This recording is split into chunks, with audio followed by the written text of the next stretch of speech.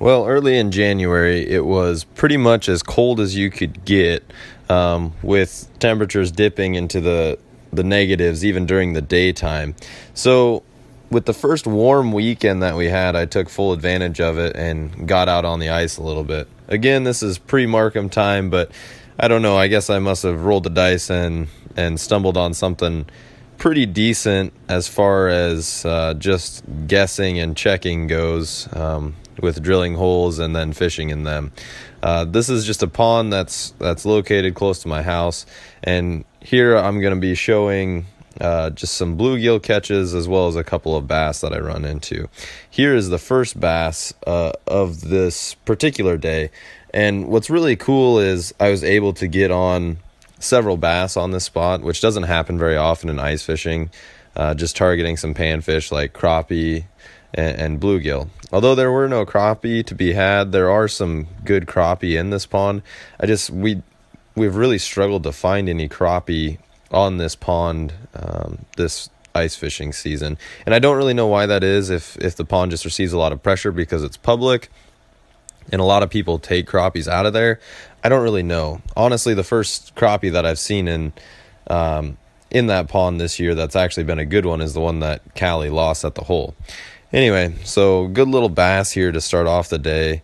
Always a good way, to start and get things going and get a little confidence developed in the spoon. Sometimes it's tough to go to the spoon because you know that sometimes things don't want to eat bigger baits in the winter, especially when they're cold. But I figured with the warming trend, the fish would be more active, and I was correct. Obviously, I'm fishing two poles to double my chances here. It's not as easy to do with a Markham, so I haven't been doing that recently. But before I had the Markham, it was much easier to kind of do both. So here's the second bass of the day. This bass is honestly the biggest one I've caught out of this pond ever, which isn't saying much because it's only 16 or 17 inches long, but at the same time it's a pretty cool fish to catch during the winter, and to have a nice long battle like this. I think this clip is like a minute and a half long, and most of that is the actual battle with the fish that's taking place. So it's pretty cool. You can see that even with this fairly heavy ice fishing rod, that bass has got it pretty well doubled over.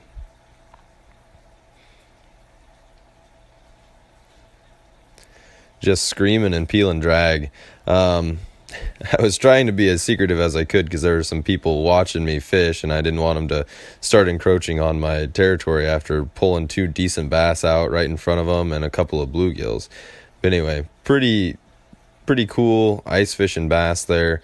That might honestly be the biggest bass I've ever caught through the ice, which again isn't saying much, but I also don't target bass through the ice very often. It's more of a, catch on accident type thing. But of course, bass goes back happy and healthy, unharmed. This is towards the evening, and as the light is fading, the fish are still biting, and that's a good thing. I should have kept more of the bluegills that I did, but I wasn't sure I was going to get enough keepers because some of these are pretty tiny.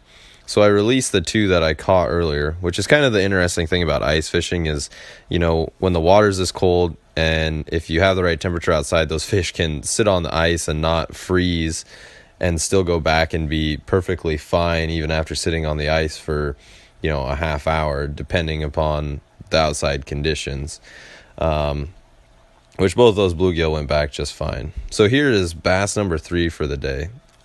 To be completely honest, this is probably one of the best ice fishing days I've had ever, and I didn't even have my Markham, so I had no idea that even any of these fish were around me or located by me. Essentially, what I was doing here to get these bass to bite is I'm just fishing a spoon in about 15 feet of water, and these bass are just cruising along the bottom looking for meals, looking for anything that they can pick up, and they're just looking for an easy meal as they cruise the bottom. And I guess what's going on here is because of that cold snap that we had, this was like the first warm time after that cold snap. So this is really their first opportunity to get out and feed after literally just being hunkered down and not moving for a couple of days because it had been so cold, which I kind of anticipated. And that was really the biggest reason why I wanted to get out onto the ice during this time. So as you can see, the light is really fading. But the fish are still biting, and you'll have that from time to time. I mean, there's been times where I've ice fished until 8 o'clock at night and done really well, or even later than that. This year, that hasn't really been the case. I mean, sometimes the crappie will bite into the night, but it seems like it's going with tradition. Basically, the crappie are shutting down as soon as the sun sets, is what I've experienced this year. And that's not to say that later in the season things couldn't change, but for now, that's kind of what I've experienced.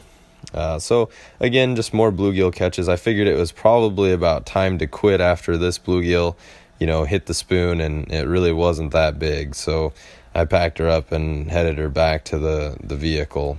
But that being said, this trip went really well. I was looking to get out on the ice as soon as possible because it was supposed to be nice again the next day. And I figured with all the bluegill that I caught, maybe I'd be able to catch enough for a meal or something. So the next day, I decided to come back out and try again. And I was really glad that I did. It's not always easy to get out during the week, but when you have a good window towards sunset, if you can get out on the ice, especially later in January and into February when the days are getting a little bit longer, it makes it pretty easy to come out after work and get on the ice for, 45 minutes to an hour, drill a couple holes, hit that window perfect, and then pack it in and go inside and just kind of chill out the rest of the night. So obviously the next day we weren't starting off with any giant fish by any means. This is a pretty small little one. I decided to change things up a little bit based on how active the fish were. I switched to a rip and wrap, a little Rapala rattle trap that's kind of miniature. And it's, I believe, a size 3 rip and wrap, because these bluegill are starting to eat my spoon. I just thought, like, okay, if these bluegill are going to be bugging me on the spoon the whole night, like, there's no point in fighting it. The fish are active enough. Let's try something that will really get them going. As you can see, the bluegill are very active. Just pulling a double here. I hadn't even taken the other one off of the hook yet, and had one on the other pole.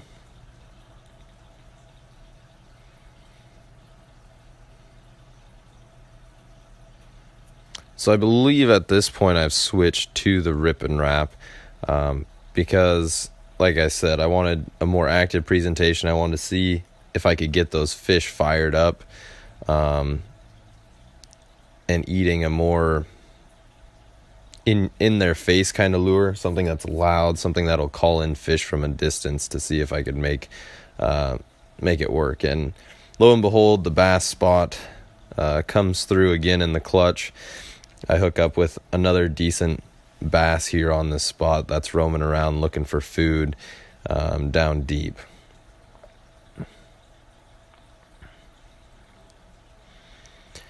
The problem with the rip and wrap that I've found is that I haven't found a time where it's really worked well, where the fish are active enough and wanting to eat those.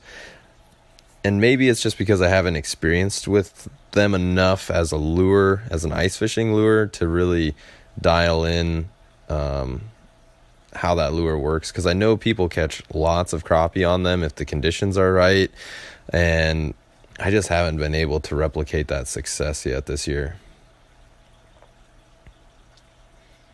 So again, you can tell the day is kind of winding down. Cool little sunset shot with the bass, and definitely want to get that one back and let him go back and roam around a little bit more. My parents decided to come pay me a visit here as I'm starting to catch bluegill as they're on their nightly walk, hoping that I'll catch enough bluegill for dinner, which I kind of did, kind of didn't. I should have kept more bluegill the first day, and then the ones that would have gone with those from this day, the next day, would have made for a pretty decent meal. But only keeping fish the one day didn't really help things. You can see that the dog is very excited to see me catching fish. So here I figured I would drill a few holes around my location and see if I couldn't find something, if these fish are moving up or down this little embankment along the dam, in order to see if they might be moving with the way that the sun is setting, in an effort to try and catch some fish really quick.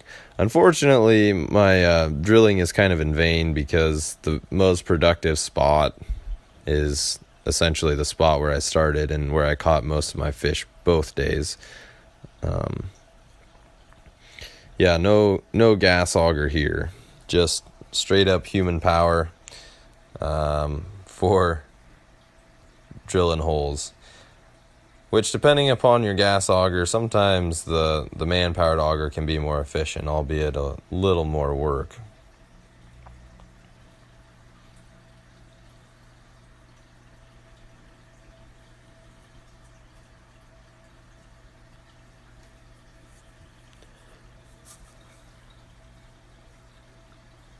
Now you could see me on my phone there for a second. What I was doing was I was marking my location on the GPS, so that way I could return to that spot, using a pin that I dropped on this particular location on the pond.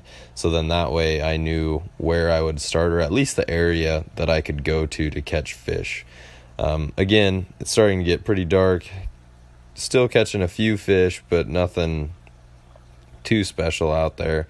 I'm deciding that it's probably about time to wind things down and head on back.